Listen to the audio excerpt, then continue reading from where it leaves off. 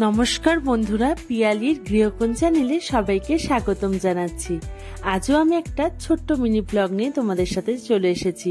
তো আজকে ছিল 15ই আগস্ট, আর তাই আজকে আমাদের একটা ফ্রেন্ডদের বাড়িতে পিকনিক ছিল। তো সেখানেই আমরা যাচ্ছিলাম সকাল সকাল।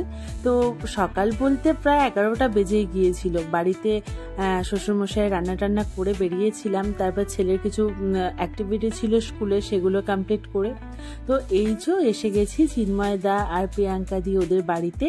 তো এসেই দেখছি অনুপম দা আর শুভ দুজনে মিলে রান্না করছে, তামসদা সব মেখেছে, ছেলেরা মিলে সবাই মিলে মানে ওরা মাছের প্রিপারেশনগুলো কিন্তু খুব সুন্দর করেছিল, সবাই করেছে, সবাই খুব সুন্দর বানিয়েছে।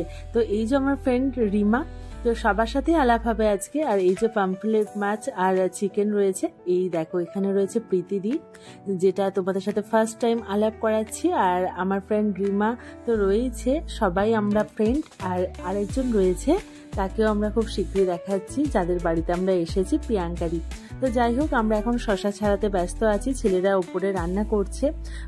দেখিয়ে এলাম যে কারা কারা রান্না করছে, কারা কারা কি কাজ করছে। সবাই কাজ করছে উপরে ছেলেরা, আর তারা আমাদেরকে মাছ ভাজা করে খাওয়াচ্ছে। তো এই যে চিংড়ি মাছ ভাজাটা ওরা দিয়ে গেছে, আর আমরা মেয়েরা বসে খাবো বলে সব রেডি করছি। তো এই যে আমরা স্যালাড কেটে নিয়েছি, আর তাতে একটু মশলা মেশাচ্ছি। চিংড়ি মাছটাতে আমরা নুন, লেবু আর চাট মশলা এসব আর কি মাখাচ্ছিলাম ভালোভাবে।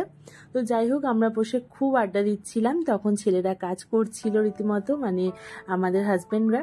তো এই যে আমরা এখানে সবাই বসে রয়েছি, দেখো এই যে আমার রিমা রয়েছে, প্রীতিদি রয়েছে, আর এই যে রয়েছে প্রিয়াঙ্কাদি, যাদের বাড়িতে আমরা এসেছি। তো যাই হোক, এই যে আমরা বসে আড্ডা মারছি, ছেলে ওদের কাছেই রয়েছে, ওর বাবার কাছে, ওর ফ্রেন্ডরা সবাই রয়েছে ওখানে।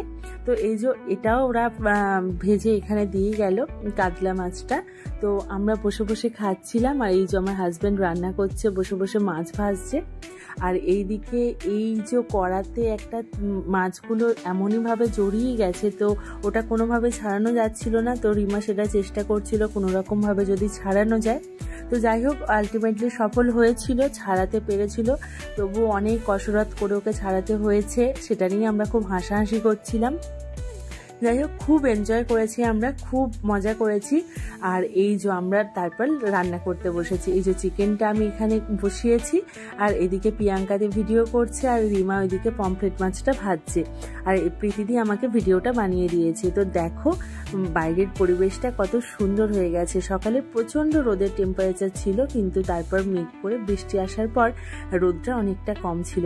তো আমাদের গল্পের ভান্ডার তো শেষই হয় না, আমরা গল্প করেই যাচ্ছি। রান্না তো দূরের কথা, গল্পটা আগেই করতে হবে।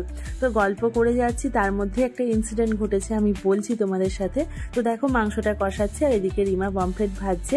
এই মাংসটা কষানোর সময় কারা একটা ঘুড়ি নিয়ে খেলতে খেলতে সেই ঘুড়ির একটা ঢিল এসে আমার এই মাংসের কড়াইতে পড়ে, যার জন্য রিমার গোটা চোখ মুখ ভর্তি একদম তেল ছিটকে যায়।